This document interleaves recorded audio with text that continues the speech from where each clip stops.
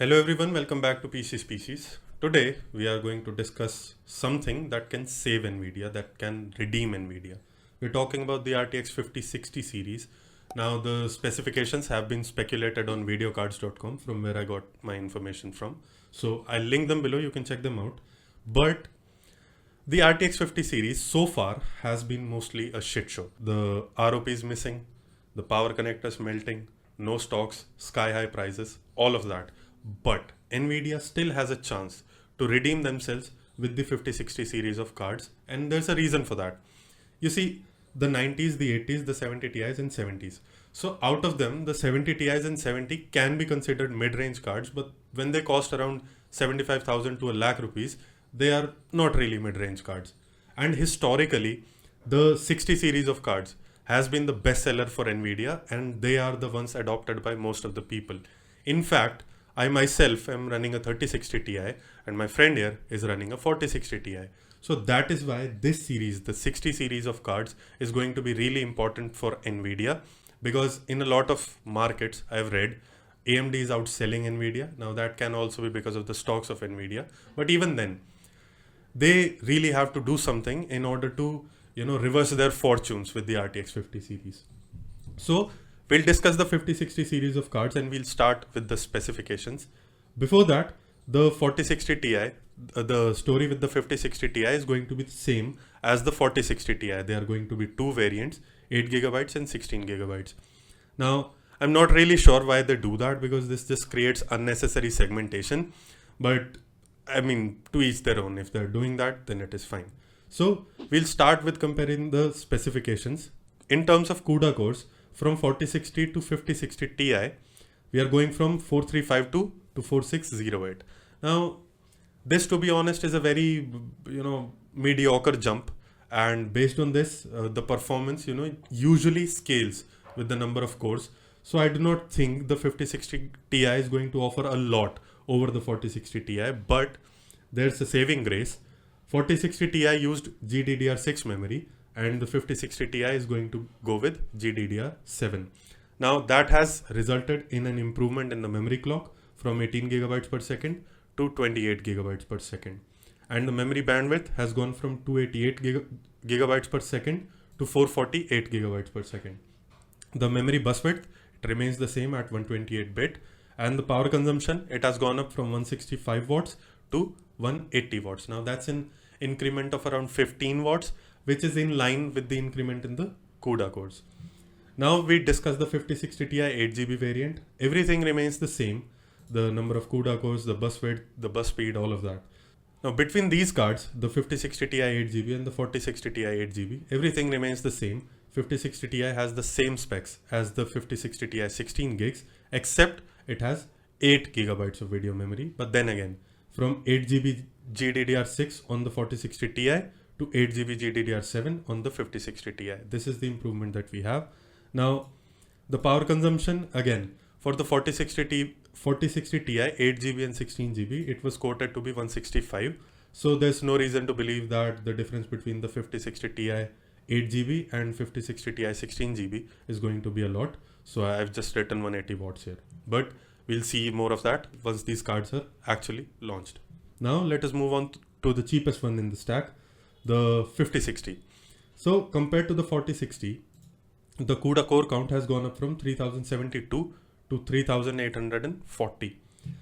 This is a reasonable improvement, and I believe that the performance improvement is also going to be reasonable. It won't be at least as bad as between the 4060 Ti and the 5060 Ti.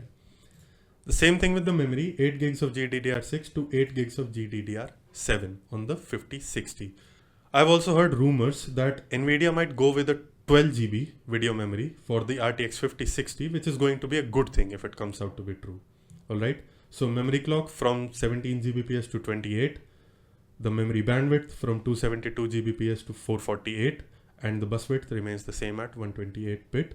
The power consumption goes up from 115 to 150. Now that's an increment of 35 watts, but then again, it is in line with the increment in the CUDA cores.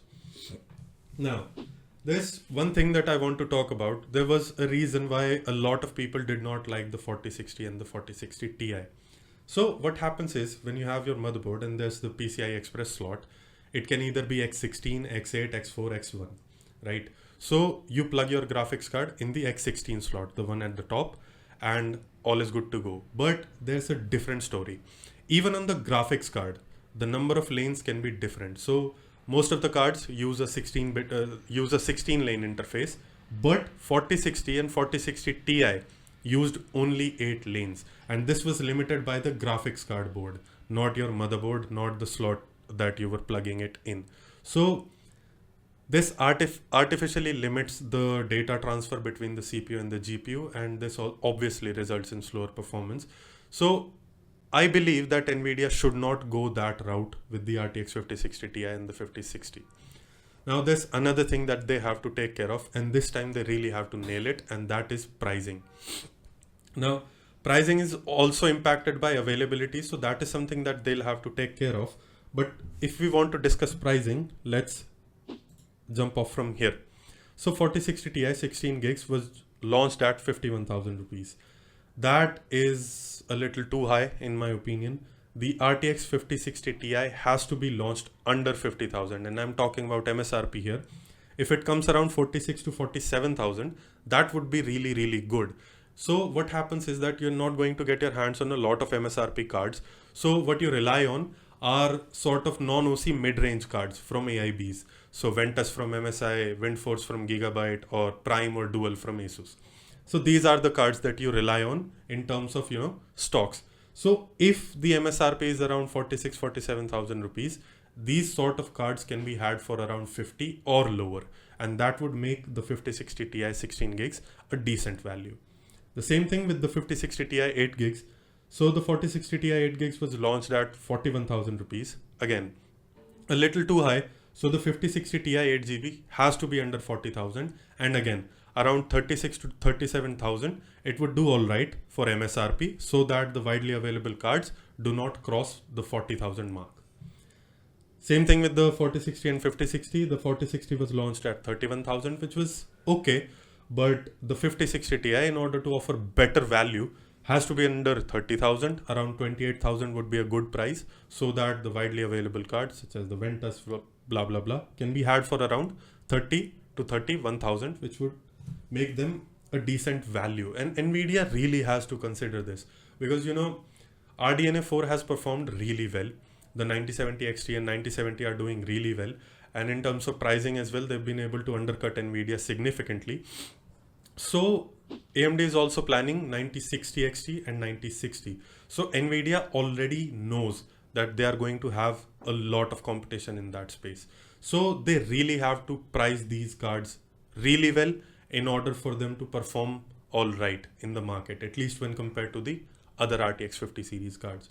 Now, from what I've heard, I think we can expect these cards in around the first week of April or the first half of April. And from what AMD did with the 9070 XT and 9070, they are probably going to launch after Nvidia's announcement. So maybe the second half of April should be the date for that. But we'll see when that happens. We'll also post a review of these cards. So till then, this is it. This is what we have about the RTX 5060 for now. So if you like the content, like the video, subscribe to the channel, and we'll see you in the next one.